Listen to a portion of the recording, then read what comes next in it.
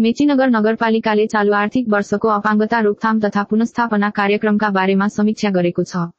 मंगलबार नगर सभा हलमा नगरपालिकाको महिला, बालबालिका तथा समाज कल्याण शाखाले चालू आर्थिक वर्ष 2081/82 कुलम वार्षिक समीक्षा गरेको हो। मेचीनगर नगरपालिका, कोशी प्रदेश सरकारको सामाजिक विकास मन्त्रालय र करुणा फाउन्डेसन नेपालको त्रिपक्षीय लागत साझेदारी तथा राष्ट्रिय अपाङ्गता महासंघको प्राविधिक सहयोगमा अपाङ्गता रोकथाम तथा पुनर्स्थापना कार्यक्रम सञ्चालनमा रहेको छ। 2081/82 कुलम वार्षिक समीक्षा कार्यक्रमको नगरपालिकाकी महिला विकास अधिकृत जयन्ती खरेलले प्रोजेक्टर मार्फत प्रस्तुत गरेकी थिइन्। जन्मजात अपाङ्गता पहिचानका लागि स्वास्थ्यकर्मीलाई 2 वटा तालिम, 1196 जना जन्मजात अपाङ्गता पहिचानका लागि नवजात शिशुमध्ये 1526 जनाको जाँच र रेकर्ड, 1408 जना नव दम्पतिलाई शुभकामना कार्ड वितरण, 8 जना मध्ये जन्मजात अपाङ्गता पहिचान भएका मेचीनगर -13 का 1 जना नवजात शिशुको उपचारमा सहयोग, 1993 जना मध्ये 567 जनालाई फोलिक एसिड चक्कीको प्रभावकारिता वितरणका लागि पैरवी, विद्यालयमा स्वास्थ्य परीक्षणका लागि नर्सलाई 2 वटा तालिम गरिएको छ। त्यस्तै 5837 जना मध्ये 3684 जनाको विद्यालयमा स्वास्थ्य परीक्षण गरी विकास हुन सक्ने अपाङ्गता रोकथाम गर्न स्क्रिनिङ क्याम्प सञ्चालन गरिएको छ, जसमा 3132 जना सामुदायिक विद्यालय र 552 जना संस्थागत विद्यालय रहेका छन्। लक्ष्य अनुसार 59 जनालाई अपाङ्गता रोकथामका लागि प्रेषण सेवा दिने भनिएकोमा 120 जनालाई उक्त सेवा दिएको थियो, जसमा 80 जना विद्यार्थीहरू रेफर भएका थिए। 8757 जना मध्ये 4675 जनालाई जन्मेको 28 दिनदेखि 5 वर्ष मुनिका बालबालिकाहरूमा हुन सक्ने जन्मदोष, अपाङ्गताको शीघ्र पहिचान र व्यवस्थापनका लागि 27 वटा खोप केन्द्रमा सञ्चालन भएको थियो। एक दिन नगरस्तरीय शिविरसहित 15 लक्ष्य अनुसार 16 वटा अपाङ्गता भएका व्यक्तिहरूको विशेषज्ञ चिकित्सक प्राविधिकद्वारा प्रारम्भिक जाँच गरिएको छ। यसै गरी 2293 वटा प्रोफाइल तथा पुनर्स्थापना योजना तयारी गरिएको छ। सीबीआर र सहजकर्ताका लागि आधारभूत फिजियोथेरापी सामग्री खरिद प्रक्रियामा रहेको छ।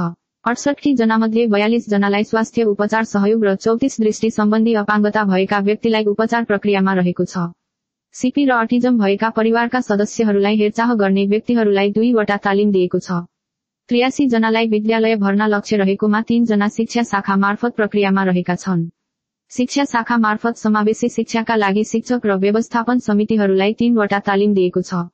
शिक्षा शाखा मार्फत जेठ 15 गतेदेखि 40 जना मध्ये 32 जनालाई अपाङ्गता भएका बालबालिकाहरूका लागि घरमा आधारित शिक्षा सञ्चालन भएको छ।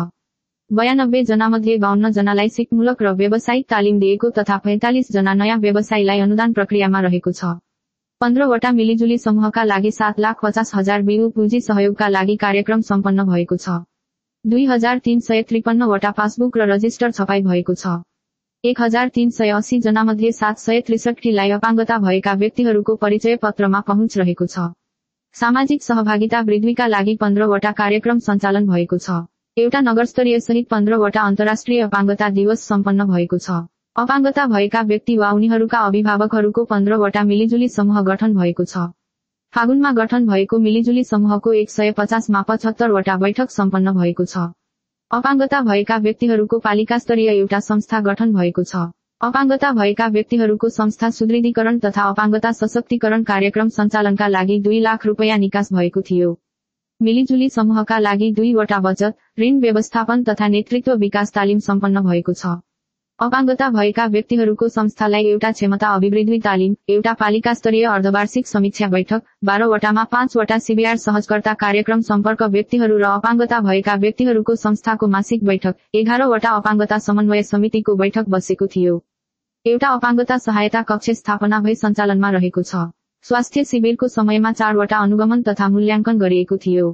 जलवायु परिवर्तन लगायतका कारण प्राकृतिक विपत्तिमा परेका अपाङ्गता भएका व्यक्तिहरूका लागि भनेर वडा नम्बर 3 का अपाङ्गता भएका व्यक्तिको घर आगलागी भएकोमा परिवारलाई 15,000 सहयोग गरिएको छ। समीक्षा कार्यक्रममा प्रमुख अतिथि नगर प्रमुख गोपालचन्द्र बुढाथुकी, प्रमुख प्रशासकीय अधिकृत अग्निप्रसाद अधिकारी, वरिष्ठ प्रशासकीय अधिकृत अनन्त प्रकाश बस्ती, वडा नम्बर 1 का वडाध्यक्ष रामकुमार राई, कार्यपालिका सदस्य तिलजा देवान लगायतले शुभकामना मन्तव्य व्यक्त गरेका थिए।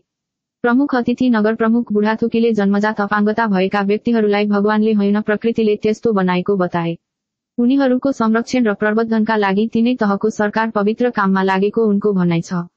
सामाजिक विकास समिति संयोजक हृदय राजवंशीको अध्यक्षतामा सम्पन्न वार्षिक समीक्षा कार्यक्रमको सञ्चालन महिला विकास अधिकृत खरेलले गरेकी थिइन्।